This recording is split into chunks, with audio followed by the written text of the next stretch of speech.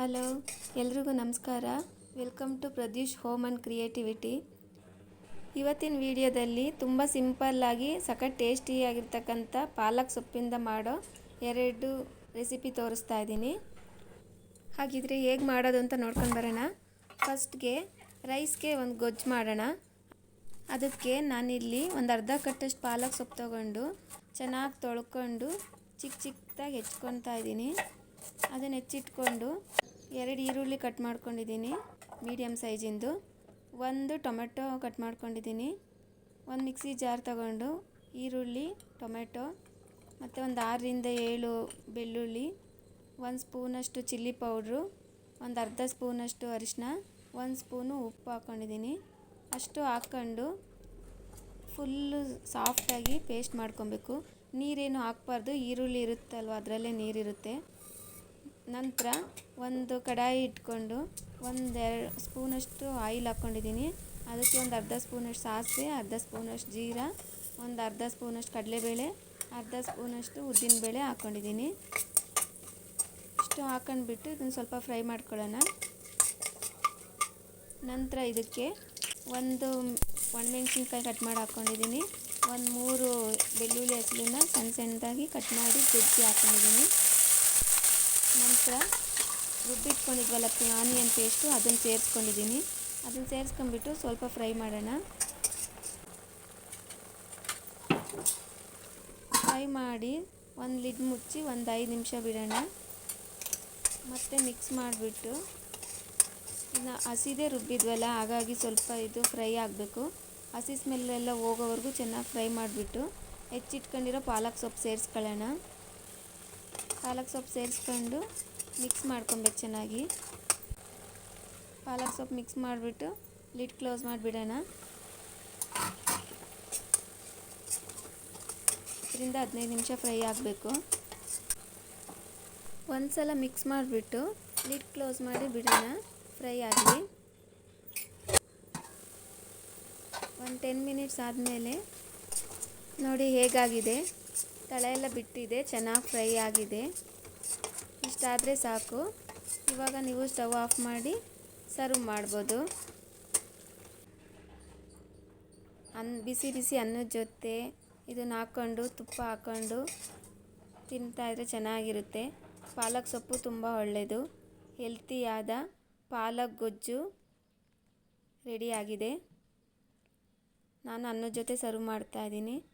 ನೀವು ಟ್ರೈ ಮಾಡಿ ನೋಡಿ. ಟೇಸ್ಟ್ ಅಂತೂ ತುಂಬ ಚೆನ್ನಾಗಿರುತ್ತೆ.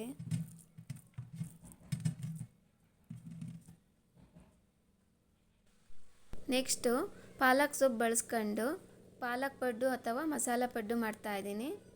ಅದಕ್ಕೆ ನಾನಿಲ್ಲಿ ಒಂದು ಕಡಾಯಿ ಇಟ್ಕೊಂಡು ಅದಕ್ಕೆ ಒಂದು 1/4 ಸ್ಪೂನಷ್ಟು ಸಾಸಿವೆ, ಒಂದು 1/4 ಸ್ಪೂನಷ್ಟು ಜೀರಿಗೆ, ಒಂದು 1/4 ಸ್ಪೂನಷ್ಟು ಉದ್ದಿನಬೇಳೆ ಸೇರಿಸ್ಕೊಂಡಿದ್ದೀನಿ.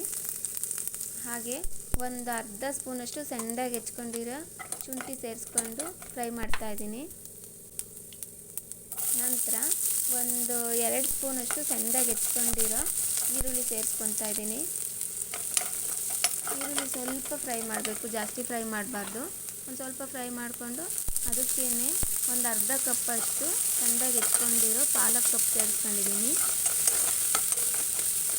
ಅದು ಸ್ವಲ್ಪ ಫ್ರೈ ಆಗಬೇಕು. ಅದು ಸ್ವಲ್ಪ ಫ್ರೈ ಆದಮೇಲೆ ಒಂದು 1/4 ಕಪ್ಪಷ್ಟು ಕ್ಯಾರೆಟ್ ತುರಿ ಸೇರಿಸ್ಕೊಂಡಿದ್ದೀನಿ. ಕ್ಯಾರೆಟ್ ತುರಿ ಸೇರಿಸ್ಕೊಂಡು ಅದಕ್ಕೆ ಒಂದು ಸ್ವಲ್ಪ ಹಿಂಗು, ಒಂದು ಸ್ವಲ್ಪ ಉಪ್ಪು ಹಾಕ್ಕೊಂಡಿದ್ದೀನಿ. ಕ್ಯಾರೆಟು ಜಾಸ್ತಿ ಫ್ರೈ ಆಗಬಾರ್ದು, ಕಲರೆಲ್ಲ ಚೇಂಜ್ ಆಗಿಬಿಡುತ್ತೆ. ಸ್ವಲ್ಪ ಫ್ರೈ ಆದರೆ ಸಾಕು. ನೋಡಿ ಇವಾಗ ರೆಡಿ ಆಗಿದೆ. ಇದನ್ನು ನಾನು ದೋಸೆ ಬ್ಯಾಟರ್ಗೆ ಸೇರಿಸ್ಕೊತಾ ಇದ್ದೀನಿ. ದೋಸೆ ಬ್ಯಾಟರ್ ಉಳಿದಿದ್ರು ಈ ಥರ ಮಾಡಿಕೊಂಡು ಮಸಾಲ ರೆಡಿ ಮಾಡಿಕೊಂಡು ಅದಕ್ಕೆ ಹಾಕ್ಕೊಂಡು ಪಡ್ಡು ಮಾಡಿಕೊಟ್ರೆ ಮಕ್ಕಳು ಇಷ್ಟಪಟ್ಟು ತಿಂತಾರೆ. ಬ್ಯಾಟರ್ನ ರೆಡಿ ಮಾಡಿಬಿಟ್ಟು ಸ್ಟವ್ ಮೇಲೆ ಪಡ್ಡು ತವ ಇಟ್ಕೊಂಡಿದ್ದೀನಿ. ಅದಕ್ಕೆ ಸ್ವಲ್ಪ ಬಿಸಿ ಆದಮೇಲೆ ಎಲ್ಲದಕ್ಕೂ ಸ್ವಲ್ಪ ಆಯಿಲ್ ಹಾಕ್ಕೊಂಡಿದ್ದೀನಿ. ಆಯಿಲ್ ಹಾಕಿ ಪಡ್ಡು ತವ ಬಿಸಿ ಆದಮೇಲೆ ನಾನು ರೆಡಿ ಮಾಡಿ ಇಟ್ಕೊಂಡಿರೋ ಬ್ಯಾಟರ್ನ ಸೇರಿಸ್ತಾ ಇದ್ದೀನಿ. ಈ ಥರ ಹಾಕ್ಕೊಂಡ್ಬಿಟ್ಟು ಲಿಡ್ ಕ್ಲೋಸ್ ಮಾಡಿ ಒಂದು 5 ಮಿನಿಟ್ಸ್ ಬಿಡಬೇಕು. ಜಾಸ್ತಿ ಬಿಡಬಾರ್ದು, ತುಂಬ ರೋಸ್ಟ್ ಆಗಿಬಿಡುತ್ತೆ. ಚೆನ್ನಾಗಿರೋದಿಲ್ಲ.